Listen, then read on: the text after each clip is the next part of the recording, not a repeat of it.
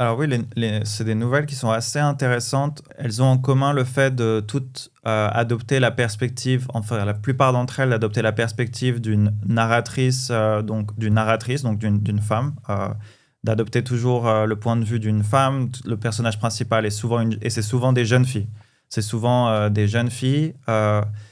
Et, et elles ont pour point commun, à mon avis, et de façon assez originale et intéressante, de montrer en fait le désenchantement de toute une génération de jeunes femmes qui avaient été bercées dans l'idée, d'une certaine façon, dans l'idée d'une certaine évolution progressive et moderne de l'Iran contemporain d'alors, surtout en ce qui concerne les relations de genre.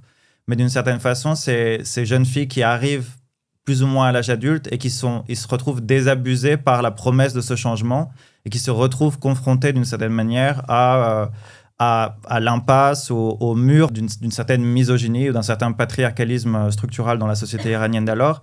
Et je pense que la plupart de ces nouvelles, finalement, sont une sorte de regard désabusé d'elle-même sur sa jeunesse et sur les propres espoirs de sa jeunesse, les propres espoirs romantiques de sa jeunesse. Donc la plupart de ces nouvelles sont en fait à chaque fois se penche sur une relation, souvent sur une relation entre un homme et une femme, et souvent sur quelque part l'impossibilité de cette relation, parfois pour des raisons purement circonstancielles, parfois pour des raisons psychologiques, et je pense que ce qui est vraiment intéressant dans ces nouvelles, c'est la façon dont elles abordent cette question. C'est souvent des nouvelles qui se passent dans un espace clos, souvent dans un temps extrêmement délimité. Parfois, c'est quelques minutes, parfois, c'est une journée, parfois, c'est une simple conversation. Et elles l'abordent de façon extrêmement épurée, avec un style extrêmement minimal, qui parfois fait un peu penser à un peu une sorte de Duras, du début de la carrière de Duras. Et il y a une sorte d'attention extrêmement délicate pour les détails de l'atmosphère, les détails de des gestes de chaque lieu. C'est extrêmement. Il y a une grande sensibilité qui est mise en jeu dans la peinture de ces situations. Et à mon avis, cette sensibilité-là, on la retrouvait assez peu dans la littérature des périodiques de Téhéran d'alors. Où finalement, ça a été publié. Ça a été publié dans des périodiques. Ouais. Et dans la plupart de ces périodiques, de ces nouvelles et romans en feuilleton qui paraissaient dans les grands hebdomadaires culturels iraniens, c'était souvent des textes, des romans et des nouvelles écrits par des hommes, et souvent qui étaient souvent un peu des navets, ou un peu des romans à l'eau de rose, ou un peu des nouvelles un peu... des récits un peu banals, quoi. Et à mon avis, ce qu'elle a apporté dans ses publications était particulièrement original. Ouais. On sent sa patte. Et puis, effectivement, ce lien à sa vie personnelle, même si ce n'est pas autobiographique, mais je me permets de vous lire 10-15 premières lignes d'une nouvelle qui est un petit peu différente, où vous sentirez une sorte de lyrisme peut-être plus important que dans la plupart. Je vous dis juste que la scène est en Allemagne. Depuis ce matin, je suis assise ici au bord d'une fenêtre. Dehors, il neige et je sens le froid de l'hiver jusque dans mon cœur. Les toits rouges des maisons d'en face, les vieux arbres de part et d'autre de la rue, ainsi que la tête et les épaules de la statue du soldat dressée au milieu de la place sur son socle de pierre, ont disparu sous la neige. Je serre fort les paupières, mais aucune larme ne vient mouiller mes joues. Si seulement je pouvais pleurer. La froide tristesse qui enserre mon cœur semble m'avoir prise dans ses glaces. Dehors, il neige, et les corbeaux, avec leurs cris silencieux, percent le rideau de flocons blancs. Le jour s'incline maintenant vers le soir, et les tombes solitaires regardent le ciel en attendant l'avènement des ténèbres. Je ne sais pas pourquoi, une phrase de la Torah me revient en mémoire. Et lourde est la tendresse de la mort. J'avais deviné ce malheur dès la semaine dernière, je savais que ça allait finir par arriver. Dès l'instant que son infirmière m'a dit « Ils vont l'opérer, cette semaine ». La peur a eu raison de moi. Je craignais même de téléphoner à l'hôpital, je m'efforçais désespérément de rester aveugle et dans l'ignorance. Aujourd'hui, après une semaine, je suis finalement allé à l'hôpital. Mais la chambre 112 était vide. Je suis resté un moment dans le corridor avec la boîte de chocolat et les quelques magazines que je lui avais apportés. Bon. Donc ça, donc il y a deux nouvelles en fait dans le recueil qui ont trait à l'enfance. Donc il y a cette nouvelle-ci qui est en fait le récit où la narratrice nous raconte la relation qu'elle a tissée avec un jeune enfant afghan dans un hôpital en Allemagne, qui est un enfant qui est condamné finalement à mort, qui souffre d'une maladie qui n'a pas de cure, qui est incurable. Et donc elle raconte, c'est une courte nouvelle où elle raconte la relation, la narratrice raconte la relation qu'elle a nouée avec cet enfant, empreinte à la fois de tristesse et de nostalgie pour le pays natal, donc l'Iran, que la narratrice également a quitté.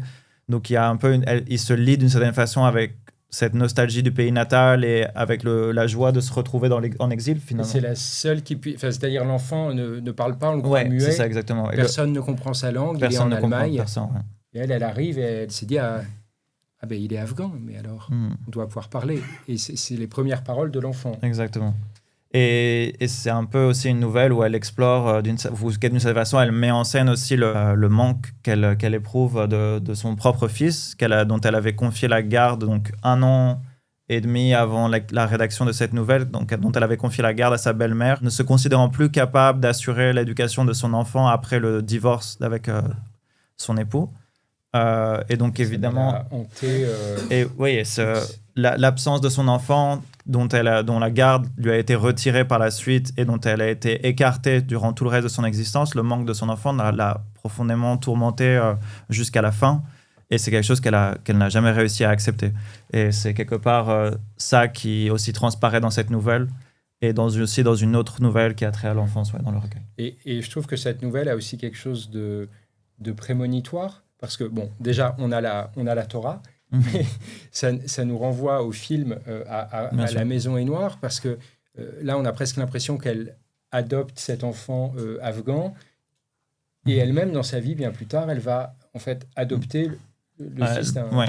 Elle va adopter, durant le tournage de son film, donc de son seul film, La Maison est Noire, en 1962, elle adopte l'enfant d'un couple de lépreux qui vit dans cette léproserie à côté de Tabriz. Et donc cet enfant s'appelle Hossein Mansouri. Il vit encore à Munich, en Allemagne, si je ne me trompe pas. Et elle ramène cet enfant chez elle à Téhéran et elle va s'en occuper pendant plusieurs années avant de nouveau de confier l'enfant à sa propre mère cette fois-ci. Et c'est vrai que ce rapport à l'enfance et ce rapport non seulement à l'enfance, mais